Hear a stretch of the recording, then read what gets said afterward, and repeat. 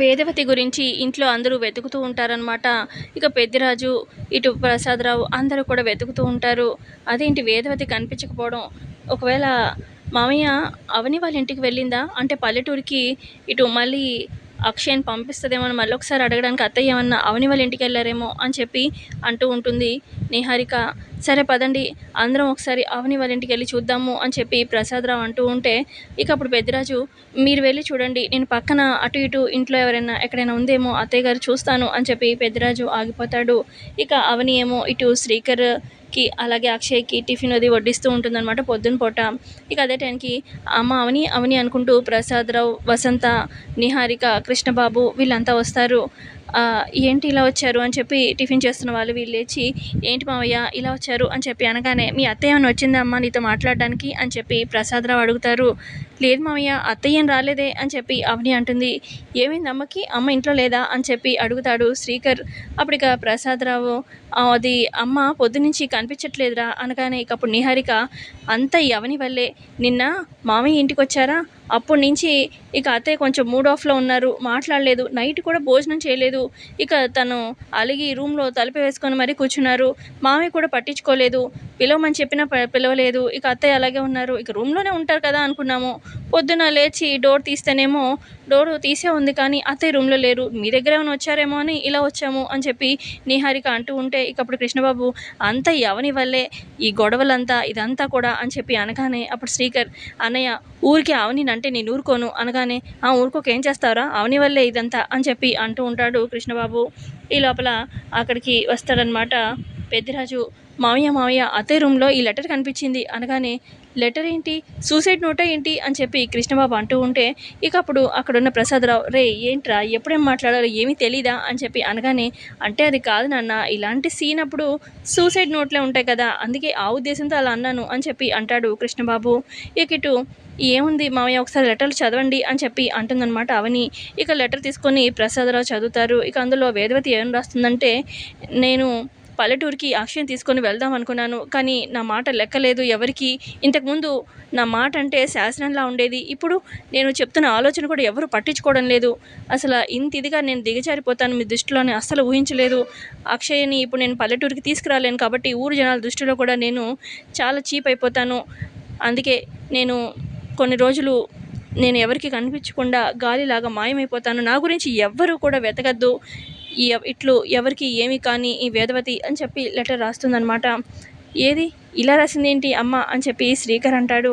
ఒకసారి ఇటు ఇవ్వండి మావయ్య అని చెప్పి లెటర్ తీసి మళ్ళీ అవని చూస్తూ ఉంటుంది. ఇక అప్పుడు కృష్ణబాబు, అమ్మ అవని నువ్వు 10 సార్లు లెటర్ కింద నుంచి పైకి చదివినంత మాత్రాన ఉన్న మ్యాటర్ ఏం మాయమైపోయి కొత్త మ్యాటర్ ఏం రాదుగా అని చెప్పి అంటూ ఉంటే, అమ్మ అవని నువ్వేం చేసినా అక్కడ ఏమీ ఉండదు, నువ్వు యూజ్ ఉండదు, మనం వెంటనే నువ్వు అక్షయ్ని విలేజ్కి తీసుకెళ్ళే ఇది ఆలోచించు, అప్పుడే అత్తయ్య ఎక్కడున్నా కూడా వస్తారు అని చెప్పి నిహారిక అంటూ ఉంటుంది. ఒక నిమిషం నువ్వు ఆపు, నేను లెటర్ చదువుతున్నానుగా అని చెప్పి అవని మళ్ళీ లెటర్ని దీర్ఘంగా పరిశీలిస్తూ ఉంటుంది. ఇక అప్పుడు అవని, మావయ్య ఇది అత్తయ్య రాసిన లెటర్ కాదనిపిస్తుంది అని చెప్పి అవని అంటుంది. అదేంటి అవని అలా ఎలా చెప్తున్నావు అని చెప్పి శ్రీకర్ అంటాడు. ఇక అప్పుడు అన్నయ్య ఒకసారి అత్తయ్య రాసిన రామకోటి బుక్స్ కానీ అలాంటివి ఏమైనా ఉంటాయి కదా, ఒకసారి తీసుకురా ఇంటికి వెళ్ళి అని చెప్పి అవని చెప్పడంతో, ఇప్పుడే తీసుకొస్తానమ్మా అని చెప్పి పెద్దరాజు ఇంటికి వెళ్తాడు. ఇక ఇటు పక్క నిహారిక, కృష్ణబాబు, వసంత, నువ్వు తిమ్మిని బొమ్మని దేనైనా చేయగలుగుతావు, అయినా మా అమ్మ రాసిన లెటర్ అది మాకు తెలుసు అని చెప్పి వసంత అంటూ ఉంటే, కాదని చెప్తున్నాను కదా మీకు తెలుస్తుంది, పెద్దిరాజు అనేది తీసుకురానియండి బుక్కు అని చెప్పి అనగానే లోపల రామకోటి బుక్కు తీసుకొస్తాడనమాట పెద్దిరాజు. ఇక అందులో రైటింగ్ ఇటు ఇందులో లెటర్లో రాసిన రైటింగ్ కంప్లీట్ డిఫరెంట్గా ఉంటుంది. చెప్పానా మావయ్య ఇది అత్తయ్య హ్యాండ్ రైటింగ్ కాదని, ఇంతకుముందు నేను అబ్జర్వ్ చేశాను అత్తయ్య రాయడము, దానికి దీనికి చాలా తేడాగా ఉంది, అందుకే నేను చెప్తున్నాను అని చెప్పి అనగానే, ఇక అప్పుడు అక్షయ, మరి నాయనమ్మ ఈ లెటర్ రాయలేదు కానీ మాయమైపోయారు, మరి నాయనమ్మ ప్లేస్లో ఎవరు ఈ లెటర్ పెట్టినట్టు, అసలు ఎక్కడికి వెళ్ళినట్టు నాయనమ్మ అని చెప్పి అడుగుతూ ఉంటుంది అక్షయ.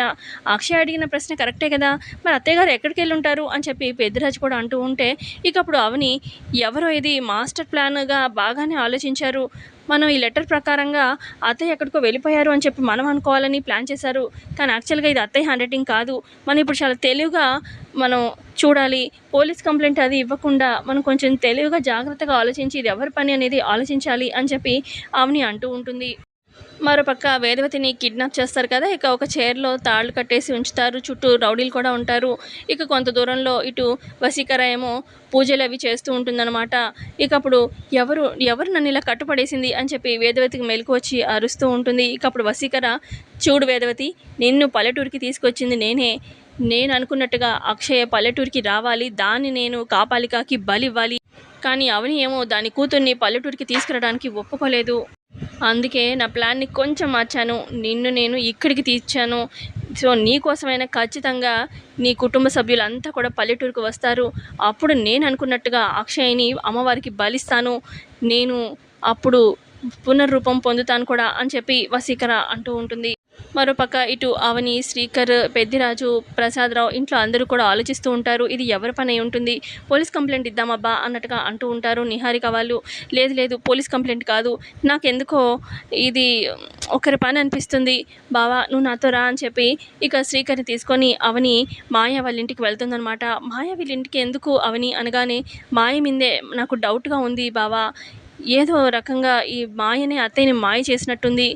మనం వెళ్దాం పదా అని చెప్పి మాయ దగ్గరికి వెళ్తుంది. ఏంటమ్మా అవని ఇలా వచ్చావు అని చెప్పి మాయ వాళ్ళ పేరెంట్స్ అడుగుతూ ఉంటారు.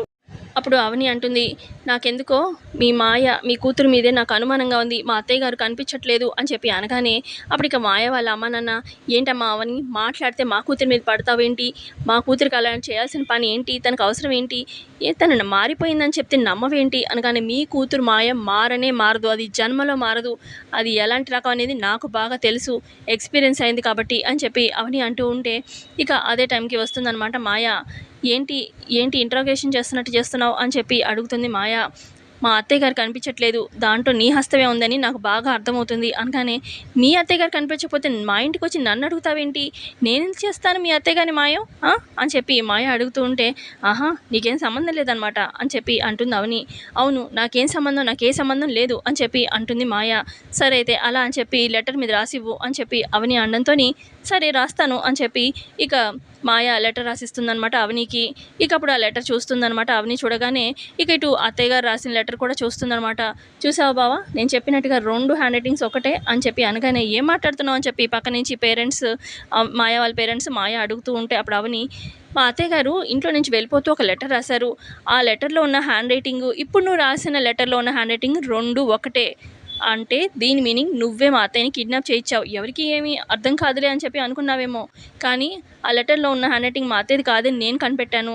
సో నువ్వే లెటర్ రాసి అక్కడ అత్తయ్యని పెట్టావు. మర్యాదగా చెప్పు మా అత్తయ్య ఎక్కడిని దాచావు అనగానే, లేదు నాకేం సంబంధం లేదు అని మాయ అంటూ ఉంటే, నువ్వు ఇలా చెప్పవే అని చెప్పి మాయ జుట్టు పట్టుకొని, చెప్తావా లేదా లేదంటే నా చేతితో చస్తావిక అని చెప్పి గట్టిగా అరవడంతో, అది పల్లెటూరులో వసీకర మీ అత్తయ్య గారిని కిడ్నాప్ చేసింది, అక్కడ ఉంది మీ అత్తయ్య అని చెప్పి చెప్పడంతో, బావ పద మనం అర్జెంటుగా పల్లెటూరుకి వెళ్ళాలి అని చెప్పి గబగబా పల్లెటూరుకి వెళ్తారనమాట అవని వాళ్ళు. ఇక మాయ చెప్పిన అడ్రస్ ప్రకారం ఆ ప్లేస్కి వెళ్తారనమాట. ఇక ఇటు వేదవతిని కట్టేసి ఉంచుతారనమాట. ఇక ఇటు శ్రీకర్ ఆ రౌడీలతోని ఫైట్ చేస్తాడు.